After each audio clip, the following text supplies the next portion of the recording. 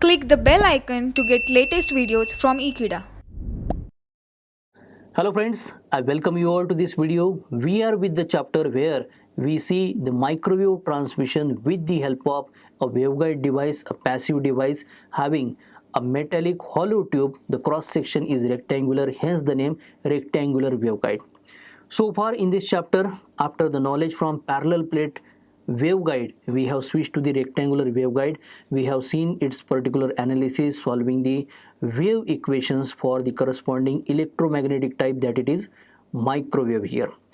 Now here, as we know that the transverse electromagnetic mode, that is the ideal mode of wave propagation, where the direction of wave proceeding and the orientations of electric and magnetic vectors are mutually perpendicular to each other, is not possible into the rectangular waveguide.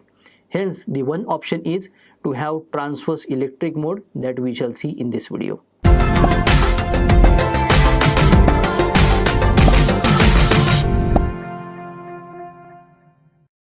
So here we start with our topic, TE modes in the rectangular waveguide here. So when we talk about rectangular waveguide, we must take into account this schematic diagram that has such a cross section for the rectangular waveguide running along the third axis. So let us say this is the x-axis, this is the y-axis, and this is the third axis, that it is represented further by this head here.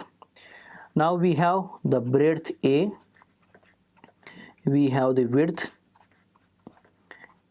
B here. So here we have the rectangular waveguide cross section here, and the TE stands for the transverse electric.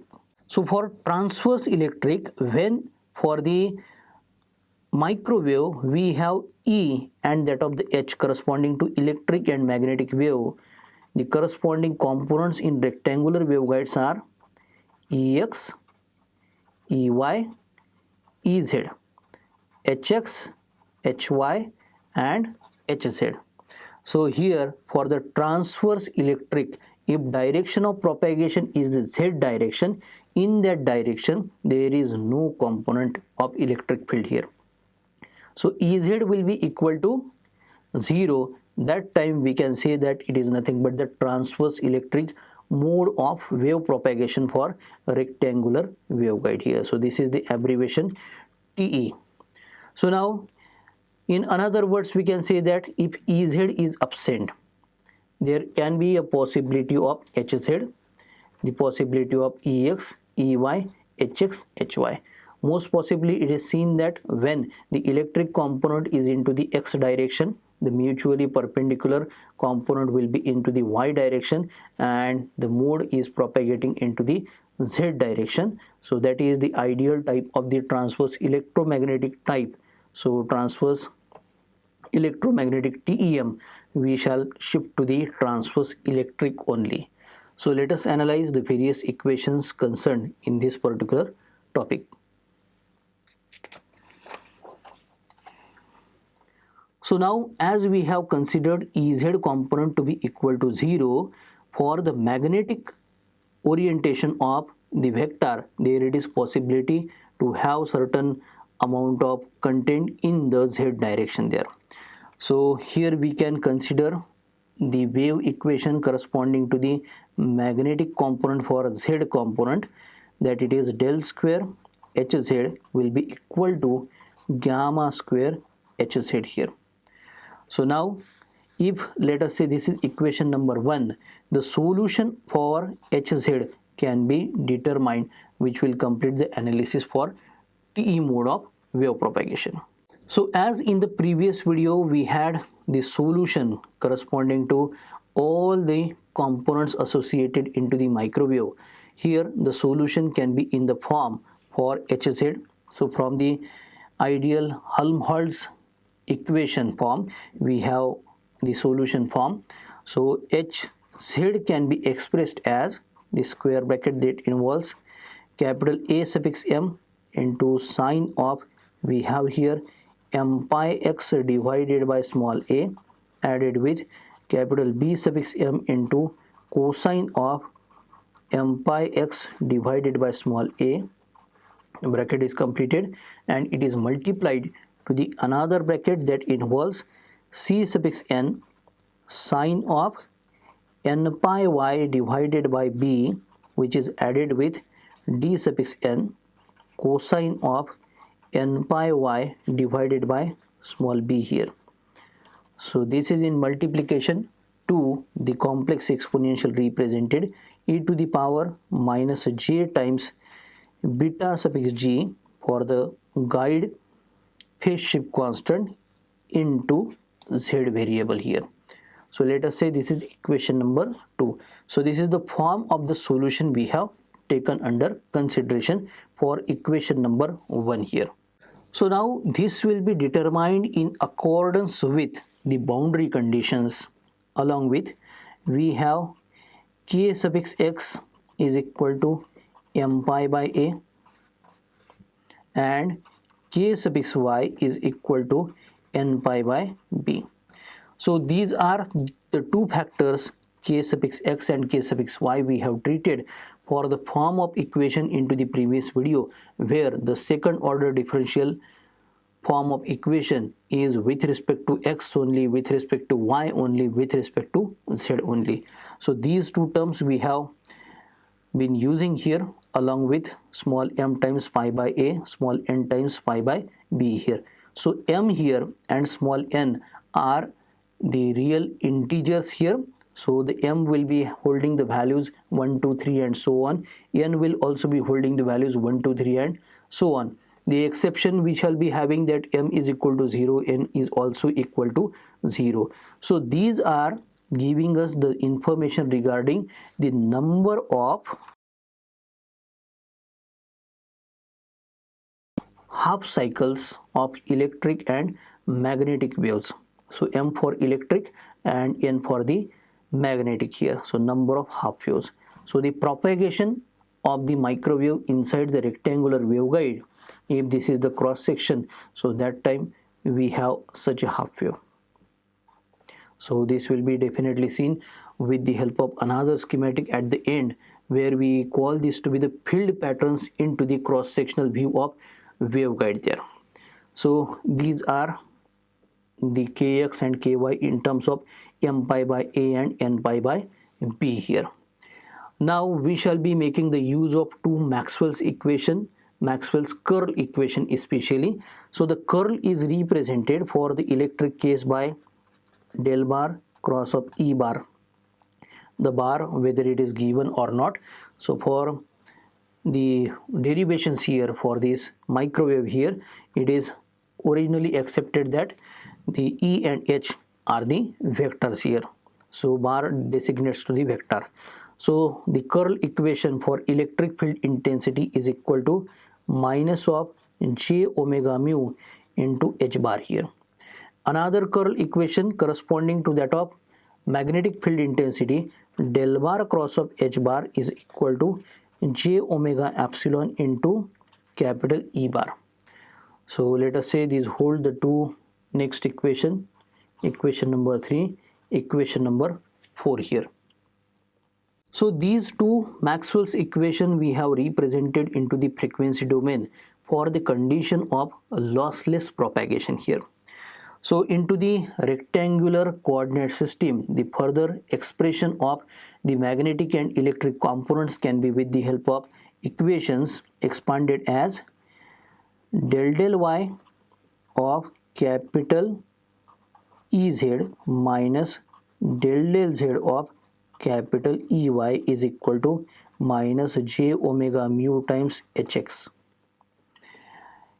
The another form from the curl equation, it will be del z of Ex minus del x of Ez is equal to minus j omega mu hy here. Next to that we can have del x of Ey minus, here we have del y of Ex is equal to minus j omega mu into hz here. Now del y of hz minus del z of Hy can be equal to j omega epsilon here. Instead of mu, we go for capital E suffix x here. So here we require epsilon when we are dealing the curl component for the h in terms of the frequency domain representation for x here. Next to that we have del del z of hx minus del del x of hz is equal to j omega epsilon capital Ey, and del del x of hy minus del del y of hz is equal to j omega epsilon capital E suffix z here. So now you will observe in the set of equations, three equations corresponding to those of the partial derivations with respect to the x, y, z components for the magnetic component expressed into the frequency domain for electric, and vice versa for rest of the last three equations there. So when we have a substitution to all the above six equation for del del z, that it is a differential change with respect to the z axis. The z axis we have considered to be the direction of propagation of microwave, hence we can express it in the form of propagation constant.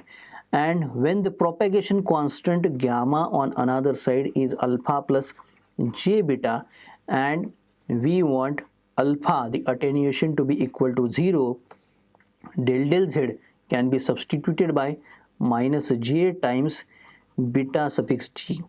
Suffix g is given to the phase shift constant inside the waveguide there. Along with, as we are talking about the transverse electric mode here, TE mode, we make Ez is equal to 0. So with these two substitutions, the forms of the above six equation gets to the new form that we give as beta suffix g into capital Ey is equal to minus omega mu hx here. Next to that we have beta suffix g into capital Ex is equal to minus, it is plus here, omega mu hy here. And next to that here we have the partial differential with respect to the variable x for Ey minus del del y of Ez to be equal to minus j omega mu hz. So these are the three equations corresponding to the electric component on left hand side and magnetic component onto the right hand side. Next to that we have the magnetic component onto the left hand side and electric component onto the right hand side obtained with the substitution, and the new form will be del del y of hz added with j times beta suffix g into hy will be equal to j omega epsilon ex.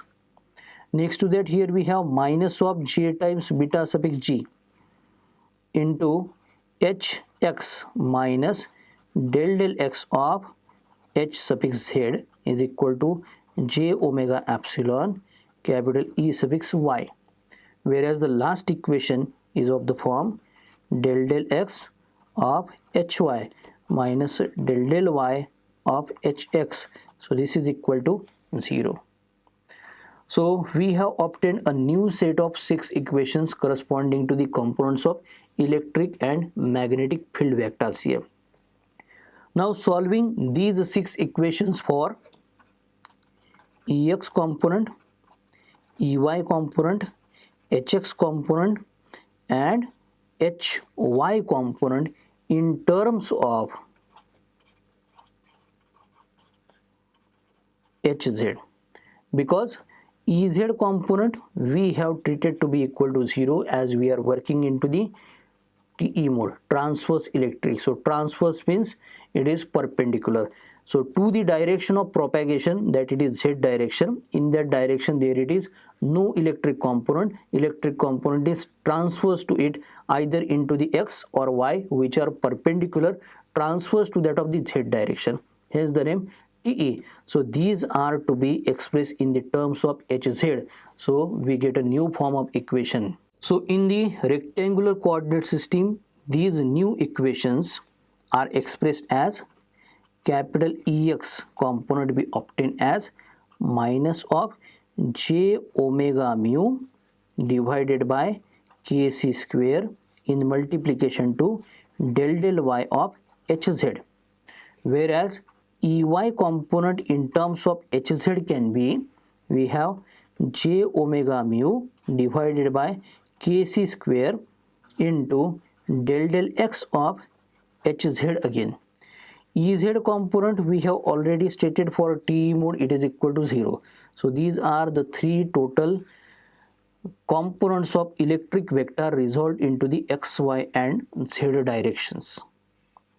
So these equations should be outlined. These are very important equations. Those are expressing the changes into the magnetic vector component in the direction of z direction corresponding to the y and x changes for the electric vector here.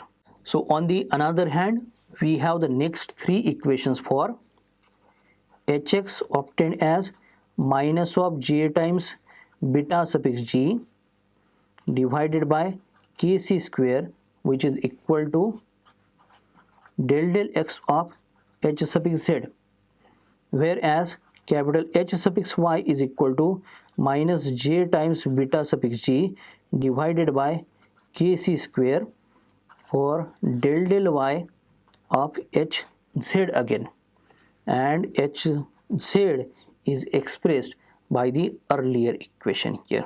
So in the earlier equation we have expressed it a product of two square brackets along with a complex exponential here. So there it was am sine of m pi x by a added with b suffix n m here into cosine of m pi x by a again. So this was the first square bracket. It was in multiplication to cn into sine of n pi by b, n pi y component we can have together. This is added with dn cosine of n pi y by b here, and the complex exponential is expressed as e to the power minus j times beta suffix g into the z parameter here. So these are the next three equations that are explaining the behavior of hx, hy and hz in the terms of hz component here. So finally hz is to be substituted in the RHS of every of these five equations that we have just now outlined. So in the representation of Ex, Ey, Hx, Hy and Hz component, we have used several of the times the constant Kc square. So this is nothing but omega square mu epsilon minus beta suffix g squared here. So this is the substitution we have used so far. Now when we have such a wave propagation inside the rectangular waveguide, there it will be the application of boundary conditions, because all the boundaries are with the, when we consider the rectangular waveguide filled with the air or free space you can take. So the applicability of the permittivity by epsilon 0 and the permeability by mu 0 will be there. Now after the walls, there it is the pure conducting material which will not allow the transmission of microwave energy inside that particular body. So it will be having a complete reflection from the walls here. So now applying the boundary conditions, we can denote in the mathematical form that we have the Ex component to be equal to 0. So which will be resulting the del y of hz to be equal to 0 at the boundary y equal to 0 and y equal to b. So therefore we have the constant c suffix n to be equal to 0. Similarly, we have Ey component to get vanished. So it is equal to 0, that is resulting the partial differential for hz with respect to x is equal to 0 at x is equal to 0 and a. So here we can consider x is equal to 0, that it means we are at the start of the origin onto the left hand side wall of the rectangular cavity here. X is equal to a, it means it is the right hand side wall of the rectangular cavity. Y is equal to 0, that it means we are at the bottom wall. Y is equal to b, it means we are at the top wall of the rectangular cavity there. So this will imply the coefficient in multiplication that we have represented in the equation of h suffix z, am will be equal to 0 here. Now in the general case, either we have the tangential component or the normal component. All the boundary conditions we have a knowledge from the electromagnetic field theory here. With respect to the normal components, the partial differential for h suffix z, let us say in general the normal component del n here we have, this is also substituted to be equal to 0. So this results into the magnetic field component in the direction of z, that is hz, expressed as the peak amplitude h0 suffix z here into the cosine function over m pi x divided by a into the, again we have cosine function for n pi y divided by b into the complex exponential e to the power minus j times beta suffix g into z component. So here h suffix 0 z is the amplitude, the peak amplitude we can say. Now this is the new equation we have obtained for the hz component, and as previously we have expressed the another ex, ey, hx, hy components in terms of this hz, there it will be again a new form for the set of equations for those components. So that time we shall be expressing the ex component as ex is equal to e0x cosine of m pi x by a sine of n pi y by b into e to the power minus j beta suffix g into z.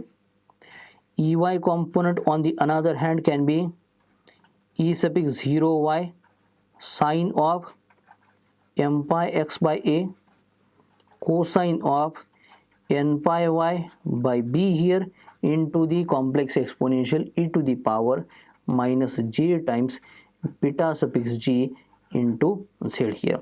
So z is giving us the direction of propagation, so minus sign is giving us the propagation of the electromagnetic wave, the microwave, in the positive z direction here. Ez we have 0 as it is TE mode.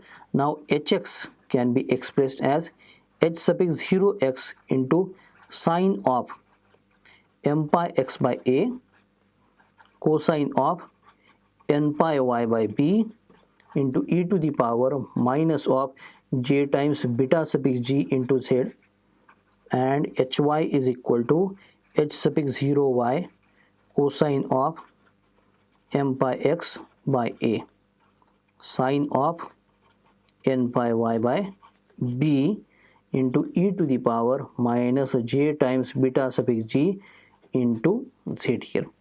So here we have expressed all the complex exponential corresponding to the direction of positive z axis for the variations we have noticed into x component and y component for electric, and again x component and y component for the magnetic field vector here. Now the cutoff wave number that we have initially represented as kc is equal to omega c square root of mu epsilon. Now it can be expressed in terms of small m, small n, and the two dimensions of rectangular cross section a and b here. So this kc is equal to the square root of, we have m pi by a bracket squared plus n pi by b, this is also bracket squared. So this is very important formulation to determine the cutoff wave number when we have a knowledge of internal dimensions and the proper mode of propagation into the transverse electric mode here. Now the cutoff frequency we can determine. So based on this particular knowledge of the cutoff wave number, so cutoff frequency will be denoted by fc, and it will be given by 1 upon 2 under root mu epsilon in multiplication to again the under root of, we have m square by a square added with n square by b square here. So this formula is very also helpful to determine the cutoff frequency while solving the problems based on the rectangular waveguide and that of the TE mode of wave propagation. Now further we can extend this analysis to be formulated for the propagation constant. So as for the propagation to exist with the lossless condition that we have attenuation constant to be equal to 0, the phase shift constant is expressed as beta suffix g to be omega square root of mu epsilon in multiplication to the square root of 1 minus fc by f bracket squared here. And finally the phase velocity in the positive direction of z axis, we represent v suffix g is equal to omega divided by beta suffix g here. So this is simply the Vp in general divided by, we have 1 minus fc by f bracket squared here. So here in this expression Vp, that it is the phase velocity of the microwave in the unbound medium here we can say. So here Vp can be given as simply 1 divided by square root of mu epsilon.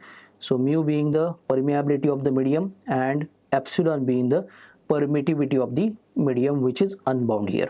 Now when we talk about the characteristic impedance, so the characteristic impedance corresponding to the microwave that is inside the waveguide, we can be denoting it as z suffix g.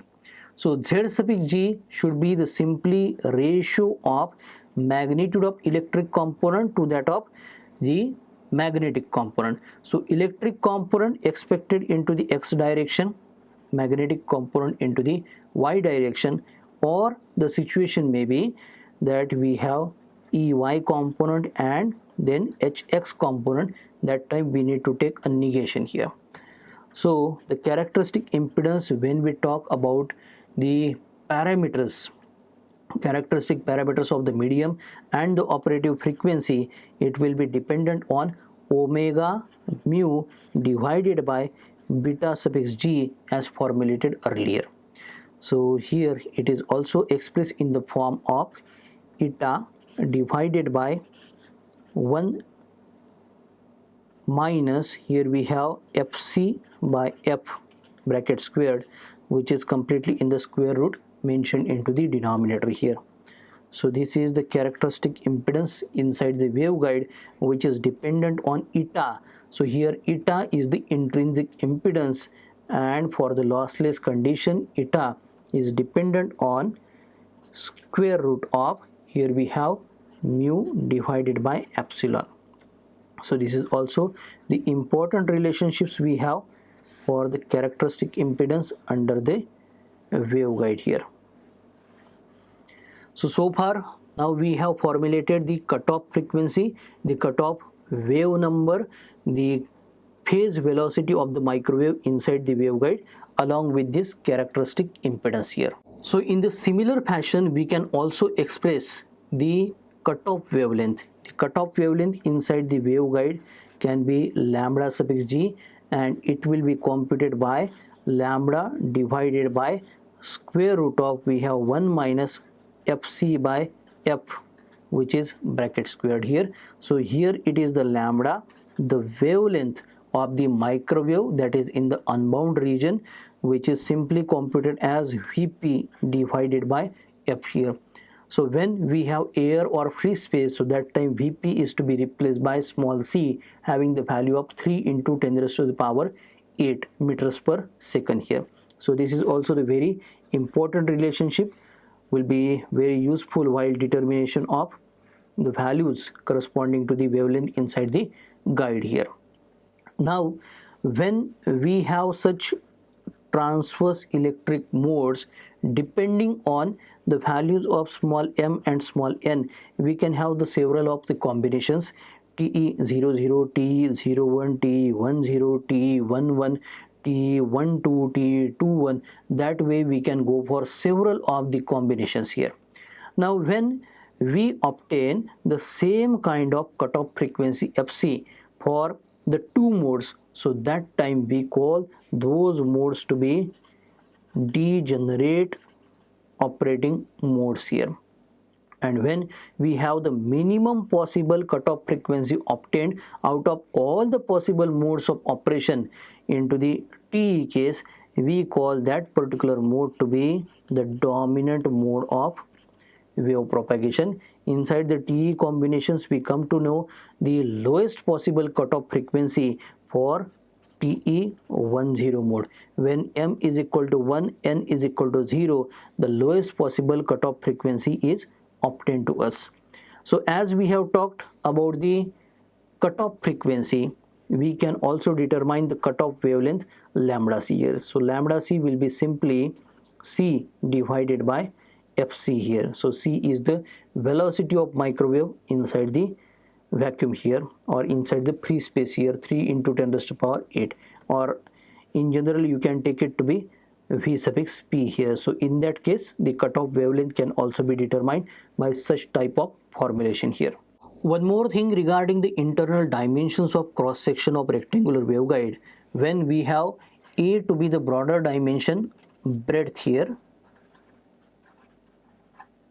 and b to be the smaller dimension width of the rectangular waveguide, most possibly b is half of the a here.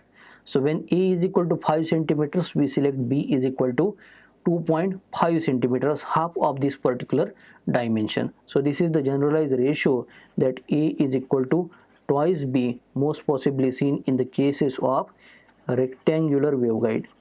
Now there is also another possibility that when a is equal to b, so that time we call the waveguide to be a square waveguide. Now as we have just now discussed regarding the degenerate modes, for rectangular waveguide we obtain the degenerate modes, either we take it to the form of T suffix mn here, and the Tm modes that we shall be addressing further after solving certain numericals m suffix n, Tmn and Tm suffix mn are found to be degenerate for the rectangular waveguide.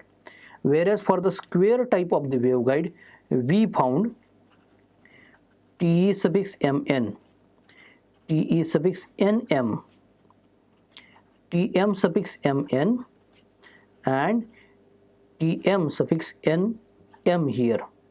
These to be the degenerate modes for the case of square waveguide here. So I suppose this much of analysis is sufficient to address the transverse electric type of mode of wave propagation into the rectangular waveguide. By the next lecture we shall be having a practice of first problem based on TE mode. So for more knowledge of like this for the microwave engineering topics, you can subscribe to Ekeeda channel. Thank you.